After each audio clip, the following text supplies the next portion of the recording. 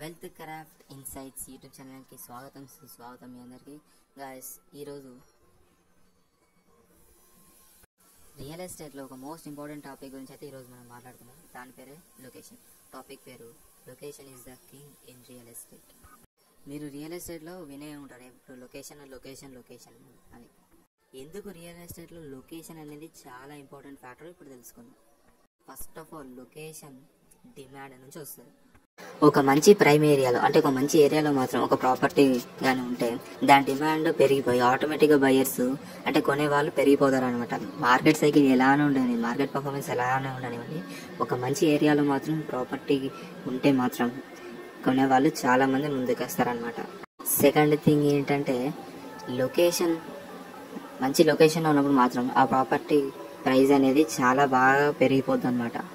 ఒక చిన్న ఇల్లు కూడా ఒక మంచి ఏరియాలో ఉంటే మాత్రం అది పూర్ ఏరియా అయినా అదొక లగ్జరీ హోమ్ అయిపోతుంది. థర్డ్ పాయింట్ అంటే మంచి లొకేషన్లో మాత్రం ఒక మంచి ప్రాపర్టీ ఉన్నట్టయితే మాత్రం దానికి మీరు రెంటల్ ఇన్కమ్ కూడా చాలా స్టేబుల్గా ఉంటుంది. అంటే మీకు దాన్ని రెంట్ ఇచ్చినా కూడా పర్ మంత్ మీకు మంచి ఇన్కమ్ అయితే వస్తుంది అనమాట. మీరు మంచి లొకేషన్లో ఒక ప్రాపర్టీ కొని దాంట్లో ఇల్లు కట్టి మీరు రెంట్కి ఇస్తే మాత్రం మంచి ట్రాన్స్పోర్ట్స్కి, స్కూల్స్కి, జాబ్ ఆపర్చునిటీస్కి కూడా మీకు మంచి ఇన్కమ్ అయితే వస్తుంది అనమాట. ఫోర్త్ పాయింట్ ఏంటంటే, లొకేషన్ వల్ల తన ప్రాపర్టీ యొక్క ఇన్ఫ్రాస్ట్రక్చర్ కూడా చాలా బాగా అట్రాక్ట్ చేస్తుంది బయర్స్ని. ఒకవేళ మంచి లొకేషన్లో అయితే మాత్రం మీకు మంచి ప్రాపర్టీ ఉన్నా, ఒక ల్యాండ్ ఉన్నా కూడా ఒకవేళ మీ ల్యాండ్ చుట్టూ మెట్రో లైన్స్ పడ్డా, ఎయిర్పోర్ట్స్ పడ్డా, ఐటీ హబ్స్, స్కై రాకెట్ ఇలాంటివి చాలా మీ ల్యాండ్ పక్కకు కానీ మీ ఇల్లు పక్కకు కానీ ఉంటే మాత్రం వాళ్ళు ఇచ్చే రేట్ మాత్రం చాలా హై ఉంటుంది. మీరు ఎంత డిమాండ్ చేస్తే వాళ్ళు అంత ఇస్తారనమాట.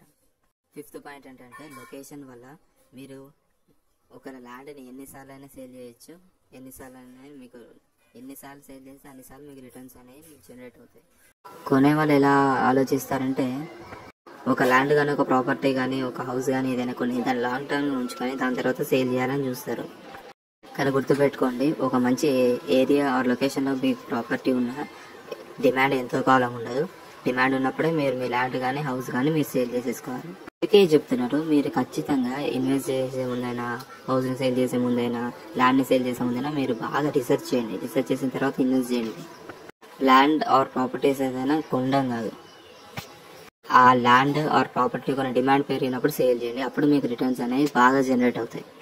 మీరు ల్యాండ్, ప్రాపర్టీ ఇలాంటివి అనేది బాగా ఇప్పుడు కొనుక్కోండి. ఫ్యూచర్లో దాని డిమాండ్ పెరిగినాక అమ్మేయండి. అంతే రియల్ ఎస్టేట్లో బిల్డింగ్స్ వాల్యూ పెరగచ్చు, తగ్గచ్చు, కానీ ఆ బిల్డింగ్స్ డిమాండ్ మాత్రం అలాగే ఉంటుంది. కానీ ఆ ల్యాండ్ వాల్యూ మాత్రం ఎప్పుడు డిమాండ్కి పెరిగిపోతూనే ఉంటుంది అన్నమాట.